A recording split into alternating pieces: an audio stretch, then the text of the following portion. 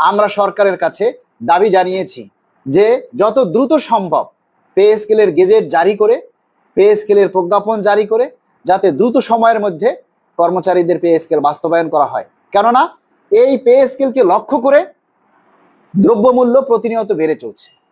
আমরা সেই দ্রব্যমূল্যের বৃদ্ধির হাত থেকে নিত্য প্রয়োজনীয় পণ্যের সাথে আমরা প্রতিযোগিতা করে আসলে আর টিকে থাকতে পারছি না। আমরা চাই দ্রুত সময়ের মধ্যে এই পে স্কেলের গেজেট যাতে জারি করা হয়। কেননা এই পে স্কেলটা জারি না হওয়া পর্যন্ত বিভিন্ন ধরনের মিডিয়ারা বিভিন্ন ধরনের গুজব ছড়াবে, বিভিন্ন রকমের তারা বিভ্রান্ত ছড়াবে, কর্মচারীদের মধ্যে অস্থিরতা তৈরি হবে, ক্ষোভের বহিঃপ্রকাশ ঘটবে, যেগুলি আমরা আসলে চাই না। আমরা চাই যাতে দ্রুত সময়ের মধ্যে পে স্কেলের দ্রুত প্রজ্ঞাপন জারি করা হয়। আজকে কিন্তু মাননীয় প্রতিমন্ত্রী মহোদয় বলেছেন যে আমি একটা সময় বলেছি যে 15,000 টাকা দিয়ে আসলে ঢাকা শহরে চলা যায় না, ন্যূনতম 20,000 টাকার একটা প্রয়োজন, যেটা আজকে মাননীয় প্রতিমন্ত্রী মহোদয় তুলে ধরেছেন যে কর্মকর্তা কর্মচারীরা যে দাবিগুলি করেছে সেটা যোগ্য এবং সেটার অনেক যুক্তিকতা আছে। আমরা চাই সেই যুক্তিকতা থেকে যাতে দ্রুত সময়ের মধ্যে আমাদের এই পে স্কেল বাস্তবায়ন করা হয়। আমরা শুধু একটা কথাই বলবো, পে স্কেল যেহেতু মাননীয় প্রধানমন্ত্রীর অনুমোদন ক্রমে মাননীয় অর্থমন্ত্রী মহোদয় মহান সংসদে ঘোষণা করেছেন পে স্কেল হবে হবে হবে, আজ নয়তো কাল। আপনারা কেউ অধৈর্য হবেন না। আমরা 11টা বছর অপেক্ষা করেছি, আমরা আর কিছুটা দিন অপেক্ষা করি। আমরা একটু সরকারকে সময় দিই। একেবারে অস্থির হলে তো চলবে না, সবাইকে যার যার জায়গা থেকে যৌক্তিকভাবে দাবিটা করতে হবে। আমরা আসলে দাবিগুলি করি না, আমরা দাবিগুলি করতে জানি না, এজন্য আমাদের এই অবস্থা। আমরা যখন দাবি করি তখন অনেকে আছে সেটাকে বাধা দেয়, প্রচার করা তো দূরের কথা, সেটাকে বাধা দেয় যাতে আমরা সফলভাবে সম্পন্ন হতে না পারি। এটা যদি হয় তাহলে কিভাবে আমাদের দাবি বাস্তবায়ন হবে? আপনারা যারা সাধারণ কর্মচারী আছেন, আপনারা যদি আমাদেরকে সহযোগিতা না করেন, আপনারা যদি আমাদের দাবির কথাটা প্রচার না করেন, তাহলে আমরা কিভাবে আমাদের এই কাঙ্ক্ষিত লক্ষ্যে পৌঁছাবো? সরকারকে তো বুঝতে হবে যে না, কর্মচারীরা অভাবে আছে, কর্মচারীরা সবাই মিলে পে স্কেলের দাবিতে ঐক্যবদ্ধ, এটা তো সবাইকে বোঝাতে হবে, তাই না? তাহলে আপনারা যদি সেই কাজটা না করে আপনারা যদি এই যে কি বলে আমাদেরকে উল্টা বাধার সম্মুখীন করে, তাহলে কিন্তু এটা আমাদের জন্য মঙ্গল বয়ে আসবে না।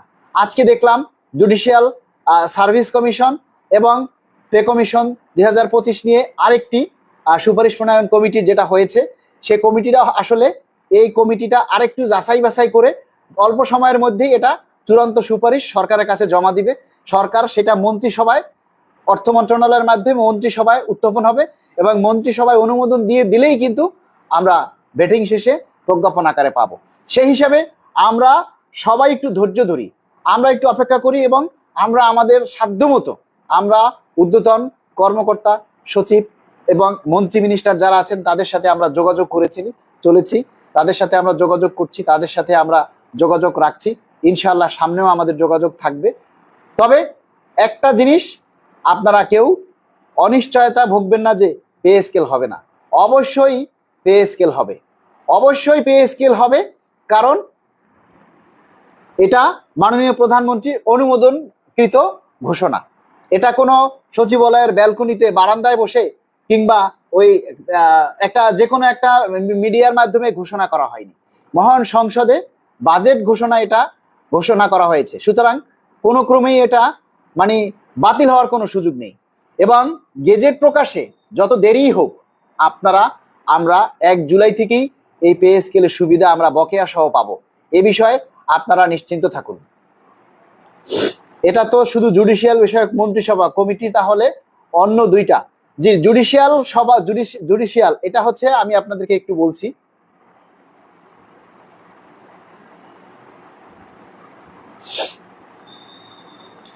এটা হচ্ছে Bangladesh judicial service pay commission এবং 2025-এর এবং pay commission Bangladesh judicial service pay commission 2025-এর প্রতিবেদন সংক্রান্ত সুপারিশ। এটা কিন্তু পে কমিশনের না, এটা কিন্তু পে কমিশনের না, এটা হলো শুধু বাংলাদেশ জুডিশিয়াল সার্ভিস পে কমিশনের। এটা কিন্তু জনপ্রশাসন মন্ত্রণালয়ের অধীনের যে পে কমিশন সেটা নয়। সুতরাং এরা অল্প সময়ের মধ্যেই, এই জুডিশিয়াল সার্ভিস পে কমিশন অল্প সময়ের মধ্যেই তারা একটা চূড়ান্ত রিপোর্ট দিয়ে দিলেই হয়তো এটা মন্ত্রিসভায় অনুমোদন হবে। তারপরও আমরা সরকারের কাছে দাবি জানাবো যে এভাবে যদি এখনো একের পর এক কমিটি হতে থাকে তাহলে এরা রিপোর্ট দিবে কবে, আর এটা কবেই বা বাস্তবায়ন হবে, আর কবেই বা আমরা সেই মানে আশার আলো আমরা দেখতে পাবো। ততদিনে তো আসলে বাজারের দ্রব্যমূল্য বেড়ে আমাদের নাস্তানাবুদ অবস্থা হয়ে যাবে। তো যাই হোক, আমি খুবই অসুস্থ। এই গত কয়েকদিন থেকে এই প্রোগ্রাম নিয়ে দৌড়দৌড়ি করতে করতে আমরা খুবই ক্লান্ত। আগামীকাল আমরা একজন মন্ত্রীর সাথে শুভেচ্ছা বিনিময় করব, ইনশাআল্লাহ আপনারা সেটা জানতে পারবেন। আগামীকাল 2টা 2:30টার দিকে আমরা সেই মন্ত্রী মহোদয়কে আমাদের নবগঠিত কমিটির পক্ষ থেকে শুভেচ্ছা জানাবো এবং আমরা আমাদের পে স্কেলের দাবির কথাগুলি সেখানেও আমরা তুলে ধরার চেষ্টা করব। ইনশাআল্লাহ আমাদের দাবি বাস্তবায়ন হবে, আমাদের দাবি বাস্তবায়ন হবে 100%। আমাদের দাবি বাস্তবায়ন হবে, বিভ্রান্ত হওয়ার কোনো সুযোগ নেই। যত কুচক্রী মহলই আসুক, আমাদেরকে বাধা দেওয়ার চেষ্টা করুক, আমাদেরকে তারা সেই বাধা উপেক্ষা করে আমরা সামনের দিকে এগিয়ে যাব এবং আমরা সাধারণ কর্মচারীদের মনে আমরা আস্থার জায়গা তৈরি করেছি। সাধারণ কর্মচারীদের বিশ্বাস ভালোবাসা নিয়েই আমরা আমাদের এই পে স্কেলের দাবি বাস্তবায়নের জন্য আমরা কাজ করে যাব।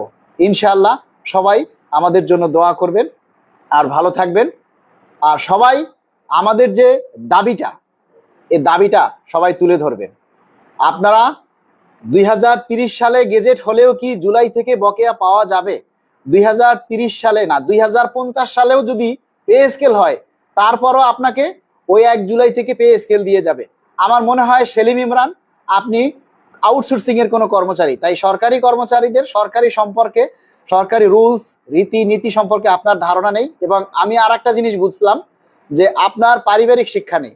আপনি একজন মন্ত্রী নিয়ে একজন মন্ত্রীকে যে বাজে মন্তব্য করেছেন, সেজন্য আপনি এই কমেন্টটা যদি মন্ত্রী মহোদয়ের চোখে পড়ে, প্রশাসনের চোখে পড়ে, আপনি সেটার জন্য সাসপেন্ড হতে পারেন। বিষয়গুলি খেয়াল রাখবেন। একজন মন্ত্রীকে নিয়ে, সরকারের রাষ্ট্র ক্ষমতায় থাকা একজন মন্ত্রীকে নিয়ে আপনি যে কটূক্তি করলেন, এটা কিন্তু আপনি খুব একটা খারাপ কাজ করলেন সেলিম ইমরান। আপনাকে আমি সাবধান করে দিচ্ছি, আপনি যদি সরকারি কর্মচারী হয়ে থাকেন তাহলে আপনার এই কমেন্টটা আমি স্ক্রিনশট দিয়ে রাখলাম, আমি এটা মন্ত্রী মহোদয়ের কাছে পাঠাবো। ইনশাআল্লাহ আপনি তৈরি থাকুন, প্রস্তুত থাকুন। আপনি মাননীয় প্রতিমন্ত্রী মহোদয়কে কি বলেছেন সেই স্ক্রিনশটটা আমি রেখে দিলাম, ঠিক আছে? আপনি প্রায় দেখি এরকমের বিভ্রান্তকর কমেন্টস করেন, আপনি এরকমের বিভ্রান্তকর কমেন্টস করেন এবং বাংলাদেশ সরকারের ক্ষমতায় থাকা একজন প্রতিমন্ত্রীকে আপনি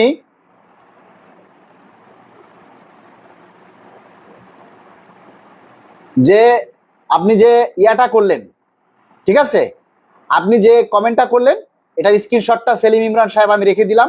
এটা আমি ঊর্ধ্বতন কর্তৃপক্ষের কাছে পাঠাবো, দেখা যাক কি হয়। সবাই ভালো থাকবেন। আজকের মতো আমার লাইভটা শেষ করলাম।